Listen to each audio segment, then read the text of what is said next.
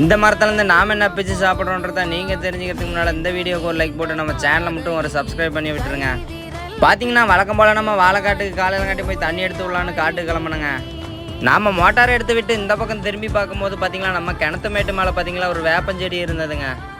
அதில் தூரமாக இருந்து பார்க்கும்போது சிவப்பாக ஏதோ பழம் தெரிஞ்சதுங்க. பக்கமாக போய் பார்த்த உடனே தாங்க தெரிஞ்சது அதில் நிறைய கோவப்பழம் இருந்ததுங்க. அதில் பார்த்தீங்களா 3 பழம் தாங்க நல்லா பழுத்திருந்தது. மிச்சம்லாம் பார்த்தீங்களா அரவாட்டாக தாங்க இருந்தது. இந்த மாதிரி கோவப்பழங்கள் நீங்கள் சாப்பிட்ருக்கீங்களான்றத மறக்காமல் ஒரு கமெண்ட் பண்ணிட்டு இந்த வீடியோக்கு ஒரு லைக்கை போட்டு விட்டுருங்க. சுகர் அதிகமாக இருக்கவங்க கண்டிப்பாக இந்த கோவப்பழத்தை சாப்பிடுங்க. கண்டிப்பாக சுகர் கண்ட்ரோல் ஆகும்னு சொல்லியிருக்காங்க. பார்த்தீங்களா அந்த கொடியில் நல்லா பழுத்திருந்த 3 பழத்தை மட்டும் பறிச்சுக்கிட்டு கீழே இறங்கி வந்தாச்சுங்க. பாதி பழம் பார்த்தீங்களா மேலே இருந்ததுங்க. அதெல்லாம் பார்த்தீங்களா சரி குயில்கள் சாப்பிடணும்னு சொல்லி விட்டுட்டு வந்தாச்சுங்க. அதுலேருந்து ஒரு பழத்தை மட்டும் நாம் சாப்பிட்டு வீட்டுக்கு எடுத்துகிட்டு கிளம்பிட்டுங்க. இந்த வீடியோ உங்களுக்கு பிடிச்சிருந்தா மறக்காமல் ஒரு லைக் போட்டு நம்ம சேனலை மட்டும் ஒரு சப்ஸ்கிரைப் பண்ணி விட்டுருங்க.